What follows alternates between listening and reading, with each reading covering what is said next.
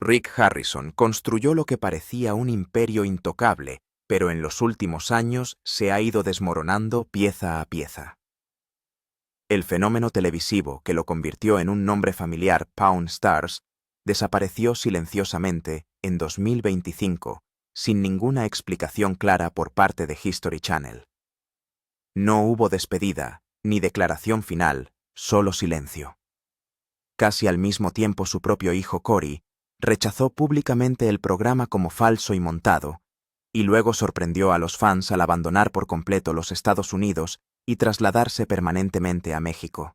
Por si fuera poco, la madre de Rick presentó más tarde una demanda en la que le acusaba de haberle robado millones de dólares mientras ella estaba inconsciente en la cama de un hospital. En tan solo unos pocos años, Rick perdió a su padre, a su madre y a su hijo de diferentes maneras emocional y legalmente. Ahora, con su legado en entredicho y sus finanzas bajo presión, sigue adelante con un proyecto llamado Pawn Stars 2.0. Los conocedores de la industria, sin embargo, susurran que se trata menos de reinventarse que de sobrevivir un último intento de evitar el colapso financiero. Rick Harrison nació el 27 de marzo de 1965, en Lexington, Carolina del Norte, en el seno de una familia marcada por la disciplina, la pérdida y la tensión. Su padre, Richard Benjamin Harrison Jr., tenía la rígida estructura de un marino, una personalidad basada en el orden y el control. Su madre, Joanne Rue Harrison, intentaba mantener el equilibrio y la funcionalidad del hogar bajo ese peso.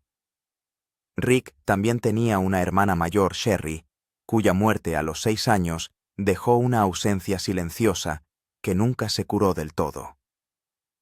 La familia no hablaba mucho de esa pérdida, pero perduró en todo lo que vino después. En 1967, cuando Rick solo tenía 2 años, su padre fue destinado a San Diego, lo que obligó a la familia a mudarse una vez más. Aquel traslado marcó el comienzo de una infancia marcada por la inestabilidad. Las cajas se empaquetaban y desempaquetaban una y otra vez. Las nuevas escuelas sustituían a las antiguas antes de que las amistades pudieran echar raíces. Rick aprendió pronto que la permanencia no era algo en lo que pudiera confiar. En lugar de eso, se adaptó rápidamente, convirtiéndose en alguien capaz de leer una habitación, ajustar su comportamiento y sobrevivir a los cambios sin quejarse. Cuando Rick cumplió 8 años, su vida se complicó considerablemente. Fue entonces cuando empezaron las convulsiones. Aproximadamente una vez al mes, sin previo aviso, perdía el control de su cuerpo. Después el dolor era tan intenso que a veces permanecía en cama durante días, con los músculos doloridos y la energía agotada. Mientras otros niños jugaban al aire libre, hacían amigos y vivían las tardes sin preocupaciones, Rick permanecía en habitaciones oscuras intentando recuperarse. Con cada episodio, el tiempo se escapaba al igual que las oportunidades de sentirse normal. Sin embargo, esas largas horas de aislamiento dieron lugar a algo inesperado. Rick empezó a leer. Al principio era simplemente una forma de pasar el tiempo, pero pronto se convirtió en una obsesión. Un libro le llevó a otro, y poco a poco la lectura se convirtió en todo su mundo.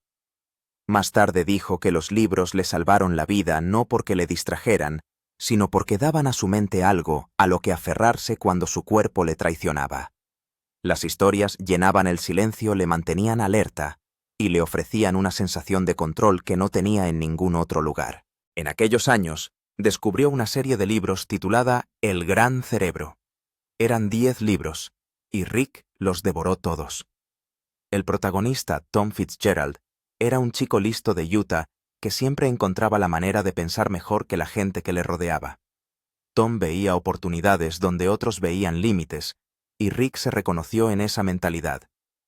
Admiraba la capacidad del personaje para convertir las malas situaciones en ventajas para apresurarse sin perder la conciencia de las consecuencias. Esas historias sembraron algo profundo en la mente de Rick.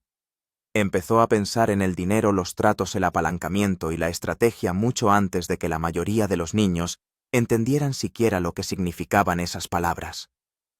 Aprendió a ver los problemas como rompecabezas en lugar de como callejones sin salida.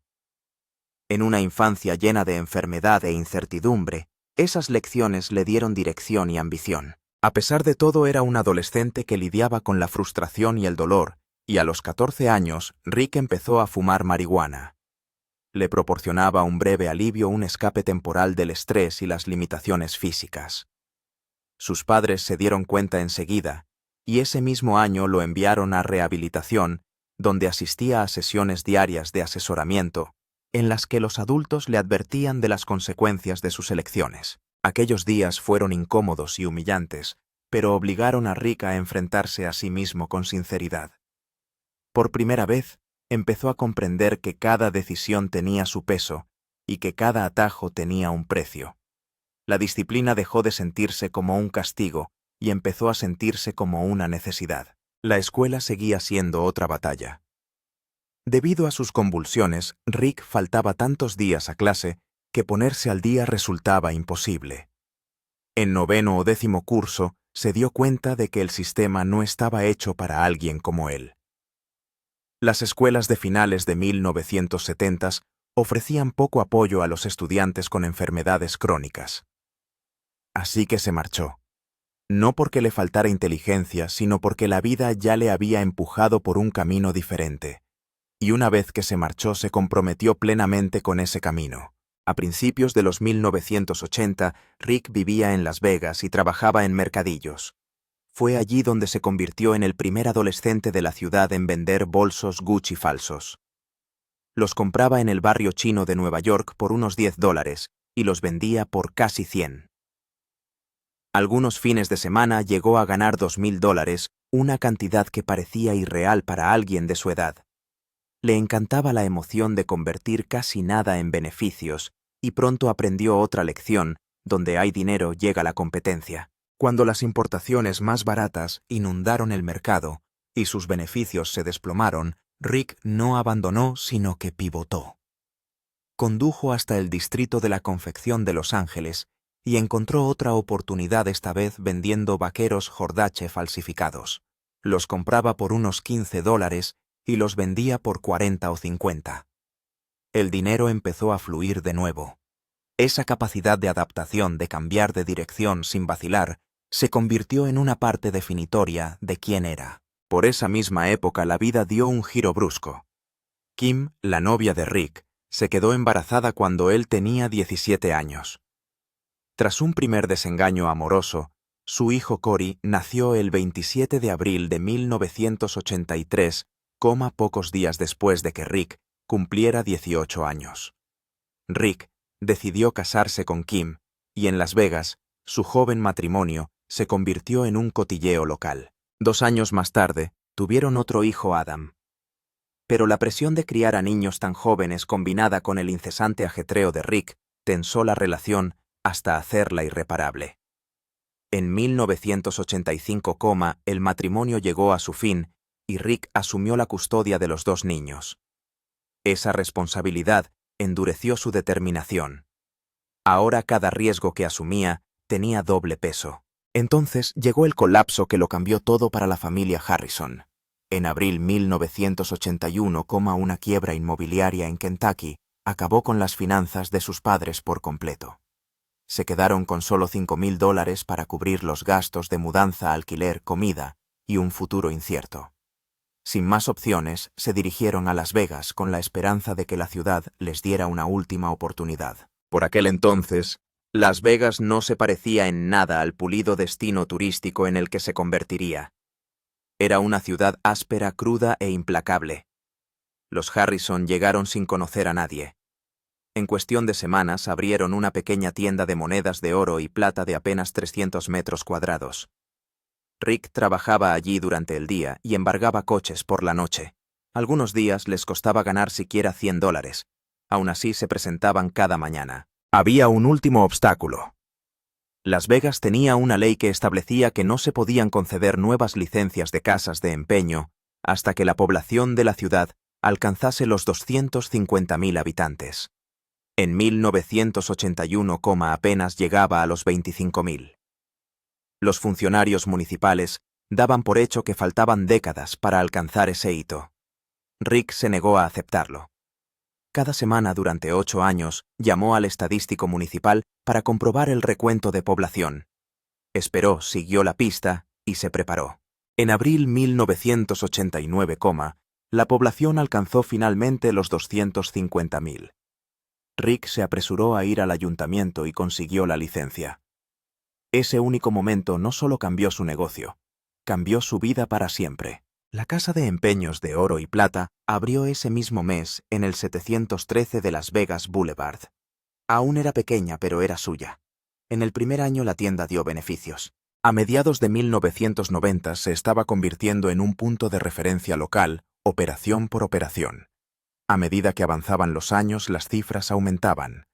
A los 2005, la tienda prestaba unos $3 millones al año. El préstamo medio oscilaba entre los 75 y los 150, Sus ingresos por intereses alcanzaban unos $700.000 al año.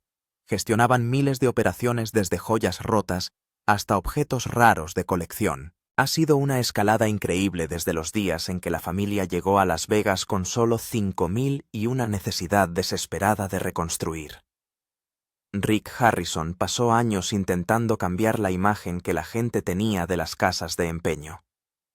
Quería alejarlas de la imagen de callejón oscuro que hacía que la gente pensara en problemas en lugar de en comercio. Ya en 2003, apareció brevemente en Insomniac con Dave Attell, y esa pequeña exposición dio chispa a la tienda.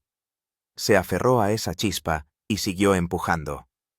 Visitó productoras una y otra vez, explicando que quería una historia familiar, envuelta en un negocio real. Imaginó algo honesto y entretenido al mismo tiempo.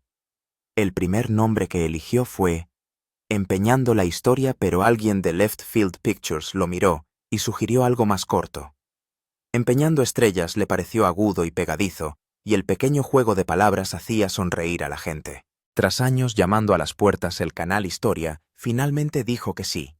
Y el 19 de julio, el programa se emitió por primera vez. Ese momento lo cambió todo para Rick. Su persistencia no solo dio vida a un espectáculo, sino que cambió la forma en que millones de personas veían su industria.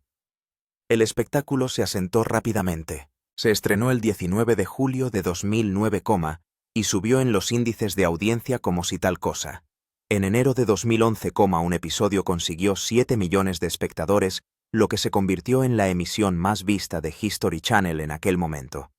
Ese mismo año se convirtió en el segundo reality con más audiencia de Estados Unidos, con 7,6 millones de espectadores por episodio, justo detrás de Jersey Shore. A la gente le encantó la mezcla de historia, humor y tensión familiar. Esa mezcla hizo que el programa diera la vuelta al mundo. Pronto se emitió en más de 150 países y en 38 idiomas. Se convirtió en una ola cultural más que en una simple serie. Una vez que el programa prendió, la casa de empeños de oro y plata también cambió. Antes de Pawn Stars, la tienda veía entre 70 y 100 personas al día. A las 2010, la cifra se disparó a más de 1.000 cada día, y a las 2013, llegó a más de 5.000. Se convirtió en una parada en Las Vegas para los turistas que querían un pedacito del espectáculo que veían en casa. Para hacer frente a las multitudes, Rick abrió una casa de empeños express ese mismo año. Contrató a casi 30 nuevos empleados y gastó $400 millones en mejorar la sala de exposiciones hasta que creció a unos 15 millones de pies cuadrados. Incluso con todo ese espacio, las normas de rodaje obligaron al reparto principal a trabajar en el mostrador solo cuando las cámaras estaban apagadas, ya que los clientes necesitaban privacidad. A pesar de todo, la tienda siguió funcionando y el público siguió acudiendo. La química del reparto ayudó a que el espectáculo respirara. 3 generaciones se pusieron detrás del mostrador y cada una aportó una energía diferente. Richard Harrison, conocido por todos como El Viejo, veló por las cosas hasta que se jubiló en 2017, Rick se convirtió en el centro de la tienda, ya que llevaba allí desde los 13, Corey, conocido como Big Hoss, había empezado a los 9 años y más tarde pasó a desempeñar el papel de gerente. Austin Russell, el amigo al que todos llamaban Chumley, se incorporó cuando era 21 y aportó las bromas y los momentos salvajes que suavizaban las discusiones más agudas.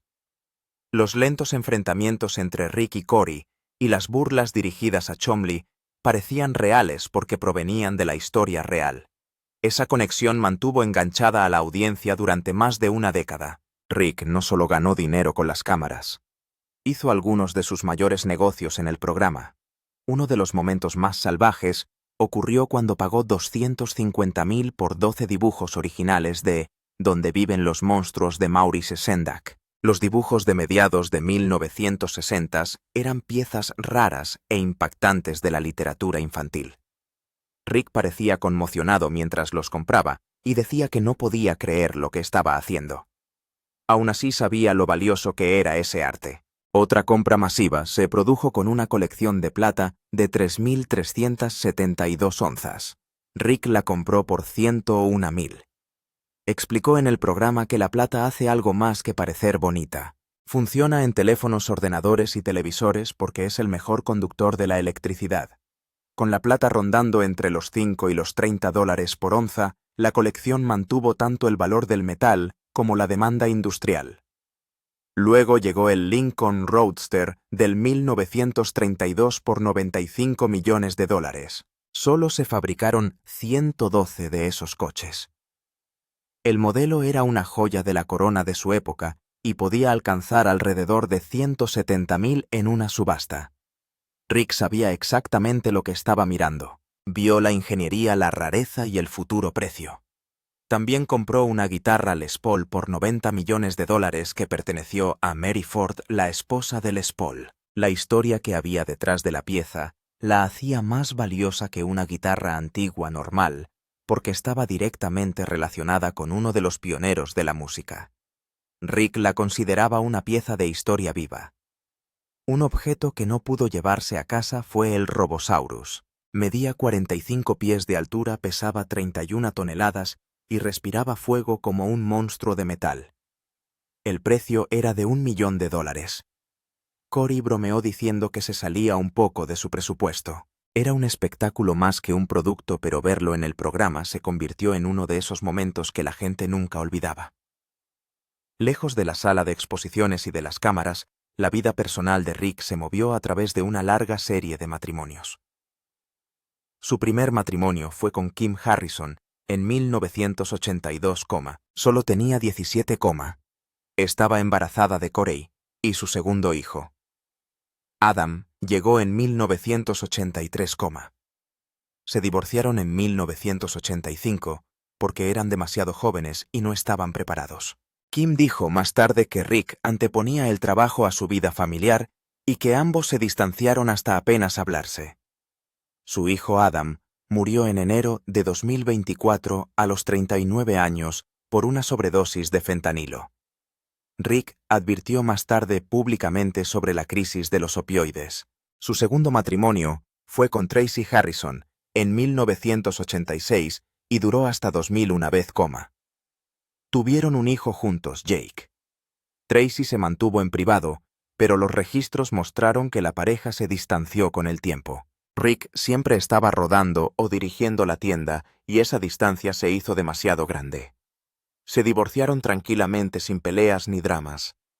Jake se mantuvo cerca de ambos y se hizo su propio hueco en la serie. Rick se casó de nuevo en 2013, esta vez con Diana Burdett. Se casaron en Laguna Beach con Danny Cocker oficiando.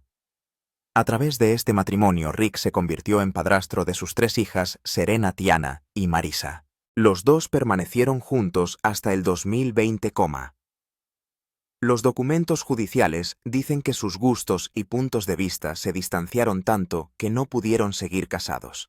Lo arreglaron todo en privado. Rick dijo más tarde a TMZ que la separación fue mutua. Siguió vinculado a sus hijas incluso después del divorcio. Su cuarto matrimonio llegó en 2021 con Amanda Palmer, pero solo duró hasta 2023, Hubo pocos detalles, muy poca publicidad y ningún conflicto público. El matrimonio se desvaneció en silencio y terminó en menos de 2 años. Luego, en marzo de 2025, Rick anunció algo nuevo. Estaba prometido con Angie Polushkin, una enfermera titulada de Las Vegas. Dijo que se llevaban bien y que nunca se habían peleado. empezaron a salir a principios de 2024, le propuso matrimonio en una bodega de Casablanca, Chile, con un anillo de 6,5 quilates en forma de pera de su propia casa de empeños. También dijo que no estaba seguro de firmar un acuerdo prenupcial, a pesar de que se lo había saltado en todos sus matrimonios anteriores.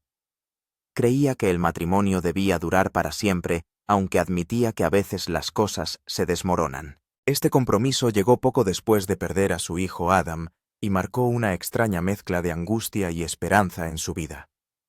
El 9 de marzo, el ritmo tranquilo de un día normal en Las Vegas se rompió cuando la policía llegó a casa de Chumlee con una orden judicial vinculada a una denuncia por agresión sexual presentada por una empleada de la casa de empeños de oro y plata. Lo que encontraron dentro lo cambió todo. Una habitación tras otra contenían cosas que no deberían haber estado allí. Los agentes descubrieron 12 armas de fuego escondidas por la casa, una mezcla de pistolas, revólveres, rifles y escopetas, algunas aún cargadas. También encontraron marihuana, metanfetamina, parafernalia de drogas y montones de munición.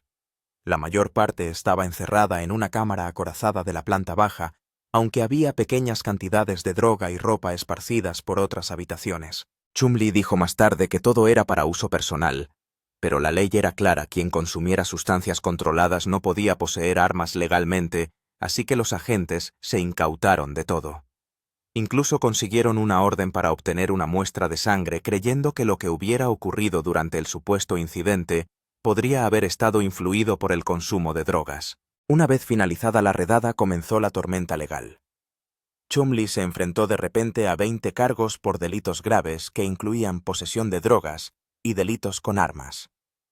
Pasó una noche en la cárcel antes de pagar una fianza de $62 millones. Su abogado Chesnov intentó rebatir el argumento de que el registro era ilegal, pero el peso de las pruebas era considerable. En mayo de 2016, Chumlee se dio cuenta de que la única forma de evitar la cárcel era aceptar un acuerdo con la fiscalía. Aceptó declararse culpable de un delito grave de posesión de armas y de un delito menor de posesión de drogas en grado de tentativa. El tribunal le condenó a 3 años de libertad condicional, asesoramiento psicológico y la entrega de todo lo incautado en la redada. Si se mantenía limpio hasta 2019, el delito grave desaparecería de su historial, dejando solo un delito menor. Si recaía, aunque solo fuera una vez, podría enfrentarse hasta a 5 años en una prisión estatal. A pesar de todo, History Channel guardó silencio. Pawn Stars siguió emitiéndose sin reconocer nada.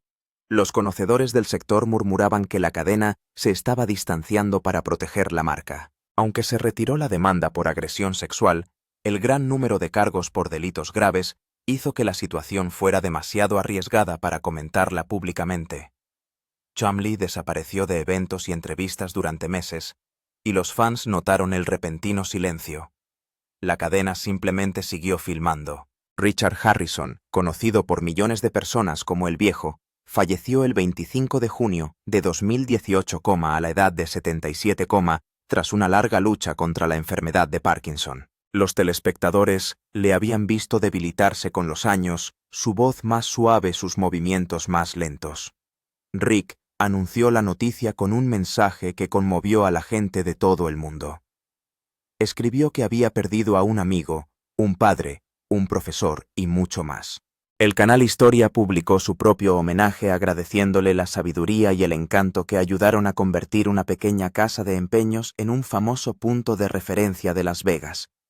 Pasó sus últimos años en casa rodeado de su familia, y cuando el programa regresó tras su muerte, la tristeza flotaba en el aire.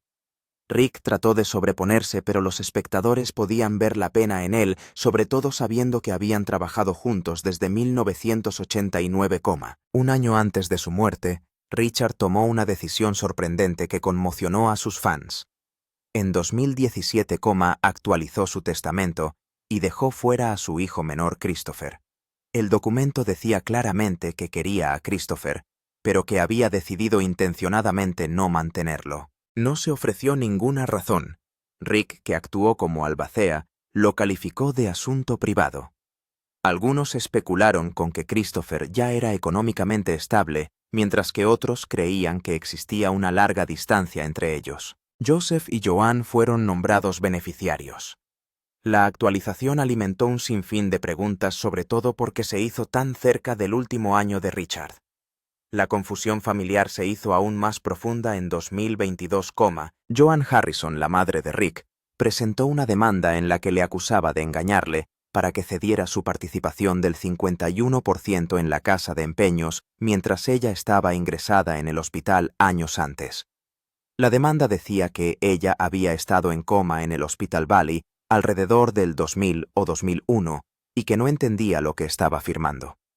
Afirmaba que nunca recibió una contabilidad adecuada de su patrimonio, su dinero en efectivo o sus activos en plata. También se refirió a un misterioso préstamo de $3 millones que según ella se había contraído utilizando su garantía. Su declaración describía el doloroso panorama de una familia que luchaba contra la confianza, el dolor y las viejas heridas tras el fallecimiento de Richard. Después la tragedia se agravó. En enero 19, 2024, el hijo de Rick, Adam, fue encontrado sin respuesta en una casa de huéspedes de Las Vegas, donde había estado viviendo después de una reciente estancia en la cárcel. Solo tenía 39. El forense del condado de Clark dictaminó que la causa de la muerte fue una toxicidad accidental por fentanilo y metanfetamina. Ambas sustancias se encontraron en niveles letales. Adam había luchado contra la adicción durante años entrando y saliendo de rehabilitación, mientras Rick intentaba reconducirlo a tierra firme, pero las recaídas volvían una y otra vez, y al final se vio atrapado en un ciclo que no pudo romper. Su muerte provocó una oleada de dolor y volvió a poner a su familia en el duro punto de mira cuando la nación prestó atención al empeoramiento de la crisis del fentanilo. Rick habló abiertamente sobre lo que la pérdida le hizo. Dijo que no había nada peor que perder a un hijo. Habló de meter a Adam en rehabilitación varias veces. Cada vez salía sobrio por un tiempo. Luego volvió a resbalar. Rick dijo que nunca imaginó que acabaría así. Su sinceridad impresionó a quienes habían pasado por el mismo dolor. Muchos padres vieron sus propias historias en sus palabras. Las entrevistas se convirtieron en un recordatorio silencioso de cómo la adicción puede vaciar una familia por dentro. Tras la muerte de Adam, Rick asumió un nuevo papel. Empezó a hablar sobre la crisis del fentanilo, pidiendo un mayor control fronterizo y castigos más estrictos para quienes vendieran la droga. Afirmó que el fentanilo estaba cruzando las fronteras sin apenas resistencia y que el país tenía que hacerlo mejor. Incluso dijo que quien fuera sorprendido vendiendo fentanilo debería enfrentarse a cadena perpetua porque estaba propagando veneno. Alabó lo que consideraba un éxito de la administración anterior en la aplicación de las leyes fronterizas, afirmando que los cruces habían descendido en una ocasión un 98%. Su voz echó más leña al fuego de un debate nacional cada vez más intenso, metiéndole en conversaciones políticas de las que nunca antes había formado parte. Luego, en febrero de 2025, llegó otro cambio. Las estrellas de Hawn hicieron un paréntesis indefinido tras 16 años y 23 temporadas. El contrato con History Channel expiró y no hubo conversaciones para su renovación. Rick anunció que la serie no tenía contrato activo ni planes de volver a rodar. Los fans de todo el mundo se quedaron atónitos. La última temporada se emitió hasta abril de 2025.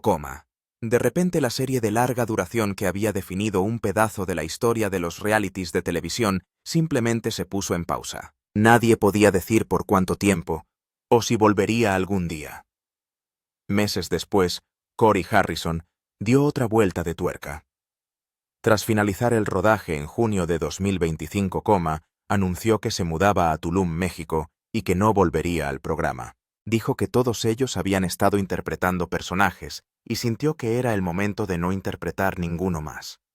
En Tulum, mantuvo una vida más tranquila y comenzó a explorar la idea de abrir un local de barbacoas. Su marcha eliminó a una de las caras conocidas del programa e hizo que el futuro fuera aún más incierto. Rick, sin embargo, no dejó de soñar. Empezó a lanzar una nueva versión que llamó Hawn Stars 2.0. Habló con múltiples cadenas, incluida la HBO. No se confirmó nada, pero mantuvo la esperanza. Quería reconstruir la marca con un nuevo concepto y tal vez un nuevo reparto. Para los fans de toda la vida incluso la posibilidad se sentía como una chispa de esperanza. Para 2025, el patrimonio neto de Rick rondaba los 8 a 9 millones. Lo consiguió a través de propiedades inmobiliarias, restaurantes, mercancías, apariciones en eventos y, por supuesto, la tienda que sigue atrayendo a miles de visitantes cada año. Algunos eventos le pagaban más de $1 millón por aparición. Su libro License to Pawn se convirtió en un éxito de ventas. El imperio empresarial que construyó demostró lo lejos que podía llegar incluso tras oleadas de pérdidas y controversias. Aún así, los últimos años le pesaron mucho. Su madre Joan falleció en 2024 a los 85 años. Antes de eso, perdió a su padre y luego a su hijo. También tuvo que hacer frente al pleito relacionado con la herencia de su madre. El dolor se acumulaba silenciosamente una pérdida tras otra. Sin embargo, siguió adelante tratando de equilibrar el dolor con la responsabilidad, cargando con el legado familiar mientras cambiaban tantas cosas a su alrededor.